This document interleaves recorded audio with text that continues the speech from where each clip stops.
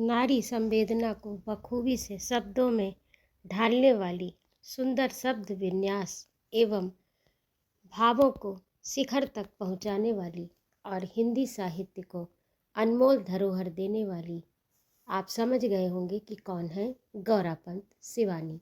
तो उन्हीं की श्रृंखला अब इस चैनल पर इस समय चल रही है और आज उस श्रृंखला के अंतर्गत उनकी कहानी है आम जे वन लता। ये कहानी है शिवानी जी की। तो आइए इसका कथानक प्रारंभ करें। बचपन की कौन सी याद गहरी नहीं होती, बहुत पीछे छूट गए बचपन की स्मृतियाँ बटोरने लगती हूँ तो एक साथ न जाने कितने चेहरे, कितनी घटनाएं, कितनी नदियाँ, समुद्र, कितने ही शहर और ग्रामों की स्मृति मुझे पीछे खींचने लगती है।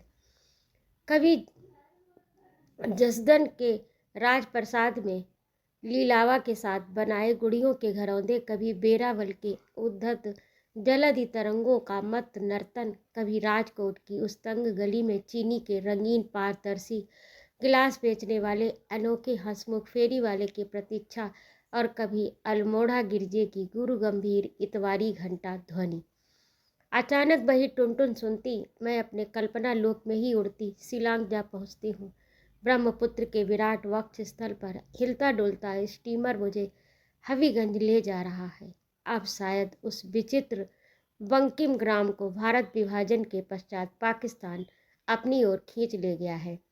ऐसी विचित्र बस्ती मैंने फिर अपने जीवन में कभी नहीं देखी।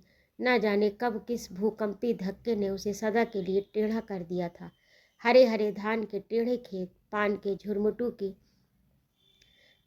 झुरमुटों की बनी टेढ़ी ठिगनी झोपड़ियाँ और टेढ़े खड़े ताड़ के पेड़, वह भी ऐसी मुद्रा में जैसे एक दूसरे से गुथी खजुराहों की मूर्तियाँ हों।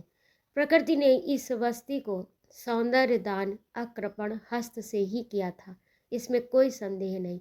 किंतु विधाता जैसे कभी सुंदर चेहरा गढ़कर स्वयं अपनी ही क्रूर आघात से उसे एक पक्षाघाती झटके से सदा के लिए टेढ़ा विकृत कर देता है, ऐसे ही प्रकृति ने स्वयं उस सुंदर बस्ती को श्रीहीन कर दिया था। उस हबीगंज में अपनी एक सहपाठिनी के साथ उसके जमींदार प्रसाद में 2 दिन बिताकर मैं शिलांग पहुंची। कलकत्ते के विद्यासागर कॉलेज से हाई स्कूल की परीक्षा देकर मैं अपनी बड़ी बहन के पास शिलांग गई थी। वहाँ धान के खेती में एक बंगला लेकर मेरी बड़ी बहन बीए की परीक्षा दे रही थी।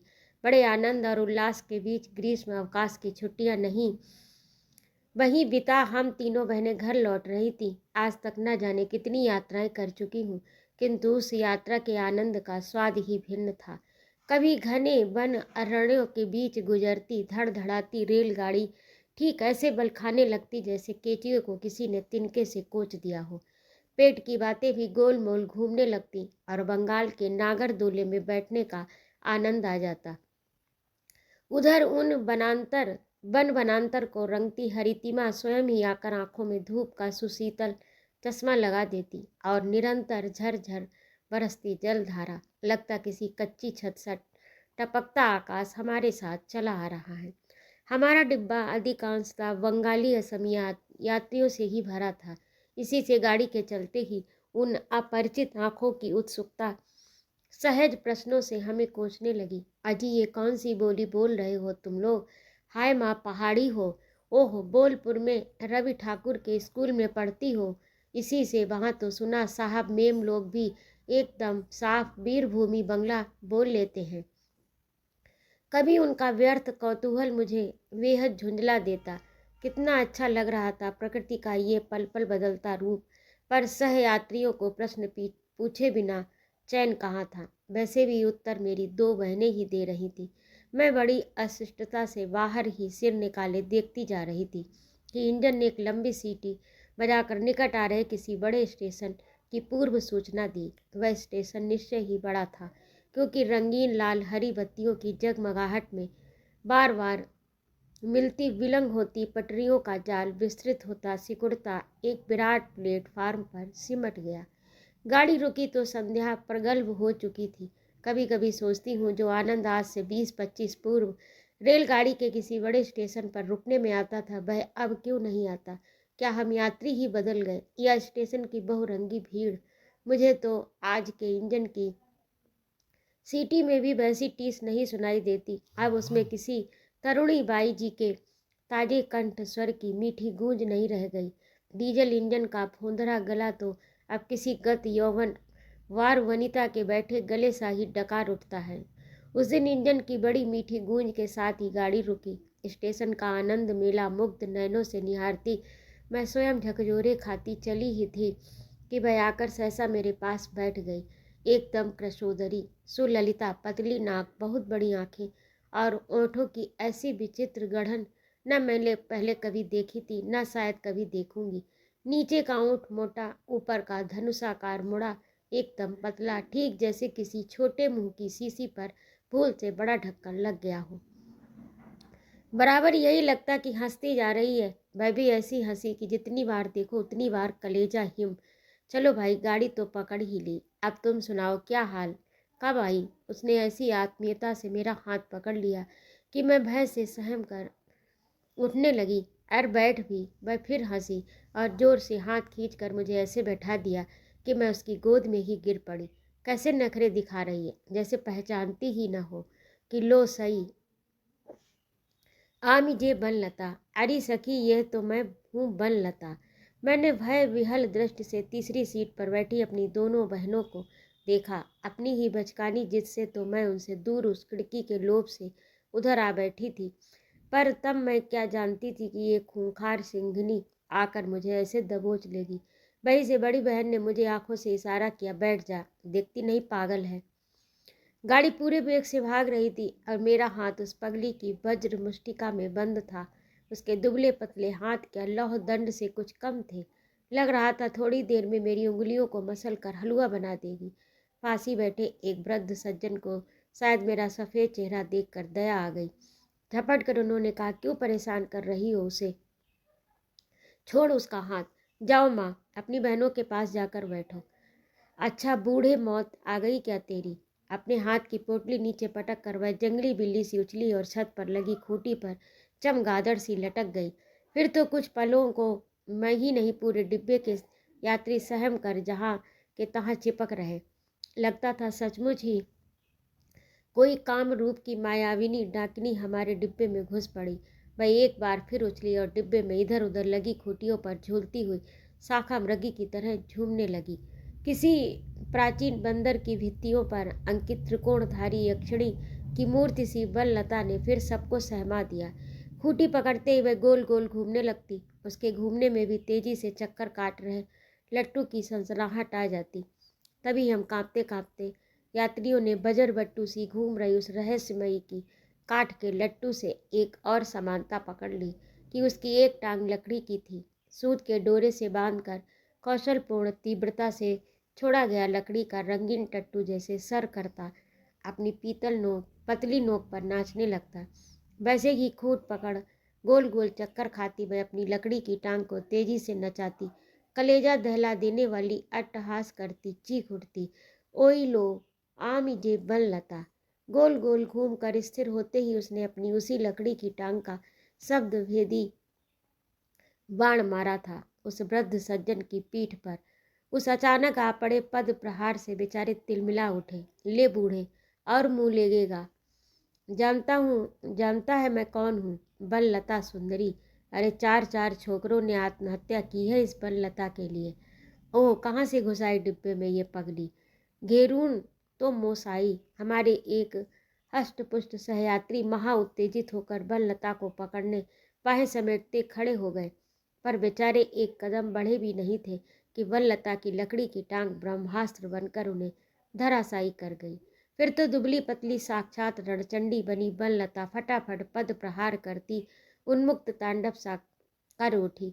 हम तीन बहनों को छोड़ प्रत्येक यात्री उसके काष्ठ पद प्रहार का प्रसाद पा चुका था। अब परम तृप्ति से वह मुस्कुराती लटकती खतरे की चेन के नीचे खड़ी होकर गाने लगी। कोई चेन खींचने का दुस्साहस करता भी तो कैसे। सहसा संगीत ने उसके क्रोध को साथ लिया। गाना भी ऐसा वैसा नहीं, सधे गले का एकदम पक्का गाना, मीठी ठुमरी के साथ रेलगाड़ी जैसे दीप चंदी का ठेका लगाता ठेका लगाती चली जा रही थी। गा गोरी तेरे नैन बिन काजर कजरारे गाने की प्रत्येक चटपटी पंक्ति के दोने के साथ वह किसी कुशल चाट वाले की भांति मिर्च मसाले की चुटकियां छोपती जा रही थी। कभी अपने चंचल कटाक्ष से, कभी नुकीले चिबुक पर धरी तर्जनी से। सहसा बंकिम ग्रीवा के एक सदे झटके के साथ एकाएक फ्यूज हो गए बिजली के बल्ब की भांति पल भर को मुंदी उस आम की फांक सी बड़ी आंख ने उसके पेशे का परिचय दिया। वृद्ध सज्जन ने घृणा से मुंह फेर कर पच्च से वहीं थूक दिया। लंबी सी लपेट साड़ी को अब घुटनों तक उठाती वहीं पर ठुमक रही थी। नाचते नाचते वह धीरे धीरे मेरी दोनों बहनों की ओर बढ़ी और धप्प से उन्हें खिसकाती बीच में बैठ गई। अब आरंभ हुआ उसका धारा प्रवाह अंग्रेजी भाषण। क्षण भर पूर्व जिसके अश्लील कटाक्ष, मदालस हंसी और पल भर को मुदी आंख का घिनौना आमंत्रण यात्रियों के संस्कारी चित्त को घृणा से भर गया था, वे ही यात्री उसकी शुद्ध अंग्रेजी सुनकर आंखें फाड़ फाड़ कर प्रशंसा से उसे देखने लगे। देश तब भाषा भी सुनने वालों को अपने वशीकरण मंत्र से बांध लेती थी। अरे वह कह रही थी 24 परगना के दौरे पर गया था उस बार कूपर साहब, 7 जिलों का हाकिम, ऊंचा अगला गोरा चिट आंखें ऐसी नीली हरी जैसे तूतिया। मुझसे बोला, बौनी इस बार दौरे पर तू भी चलेगी मेरे साथ, मचान पर बैठकर तेरा गाना सुना जाएगा। शेर का शिकार भला तेरे बिना कैसा। मुझे बौनी कहता था, मुँह झौसा। कहता था, बौनी तेरी संगमरमर की मूर्ति बनवाकर अपने बाप दादों के कासल में लगवाऊंगा। मूर्ति को नहीं ले गया, टांग जरूर ले गया मेरी। एक बार फिर वनलता की भयावह हंसी सबको सहमा गई। उसी के साथ शेर के शिकार को गई थी। कहता था, ऐसा शिकार संसार के किसी शिकारी ने आज तक नहीं किया होगा। एक ही गोली से 2 शिकार करूंगा। आज उधर आदमखोर शेर, इधर आदमखोर शेरनी। खूब हंसा था, मुंह जला। शेर दहाड़ा, उसने गोली चलाई। एक ही तड़प में शेर गिरा और कपूर साहब ने खुशी से उछलकर मुझे बाहों में भरा। चरमराकर मचान टूटा। साहब तो डाल पकड़कर लटक गया, मैं गिरी धमाक से। गैंग्रीन हुआ, टांग कटी। होश में आई तो देखा टांग ही नहीं, फिरंगी प्रेमी भी चला गया है मेरा। लंगड़ी शेरनी अब आदमखोर नहीं रह गई भाई, अब तो बस गाना गाती है। अपनी लकड़ी की टांग पर पतली उंगलियों से ठेका देती वह उन दिनों का अत्यंत लोकप्रिय गीत गाकर झूमने लगी। तू मीछे गिया छो बकुल बिछान पथे। लकड़ी की टांग पर ताल देती लंबी उंगलियां, उन बड़ी मदालस अमानवीय आंखों की क्षुधा तुरा सिंगनी सी दृष्टि और हवा में उड़ रहे घने काले केस गीत की दूसरी पंक्ति बार बार दोहराती। वह ना जाने क्यों मेरी ही ओर देखकर ऐसे मुस्करा रही थी जैसे प्रश्न पूछ रही हो, आम से की हाय फेले जावा माला। हाय, मैं फेंकी गई माला ही हूँ। इतने वर्ष बीत गए, ना जाने कितनी रेलगाड़ियों में चढ़ी हूँ, कितनों से उतरी हूँ, किंतु असम के गहन अरण्य को चीरती उस रेलगाड़ी में बैठकर गाती उस रहस्यमयी स्वर लय नटनी के उस टीस भरे गीत की प्रखर प्रश्न ढुकर पंक्ति आज भी मेरे जीवन की सबसे गहरी याद बनकर रह गई। कभी कभी लगता है वह लकड़ी की टांग पर ताल देती गा गा कर मुझसे अब भी पूछ रही है, आम से की हाय फेले जावा माला। तो अभी आप सुन रहे थे गौरापंत शिवानी की लिखी कहानी आमी जे वनलता। आपको कैसी लगी कमेंट करके अवश्य बताइएगा। यदि आपको मेरा कहानी सुनाना अच्छा लगता हो तो कृपया मेरे चैनल को सब्सक्राइब अवश्य करें, लाइक और कमेंट करें तथा अपने मित्रों में शेयर भी करें। और आज गौरापंत शिवानी की कहानी की श्रृंखला यहीं पर समाप्त होती है और कल से आपका शुरू होगा मनु भंडारी का साहित्य, मनु भंडारी की कथाएं। तो जुड़े रहिए मेरे चैनल से और सपोर्ट करिए मुझे। जय माँ भारती।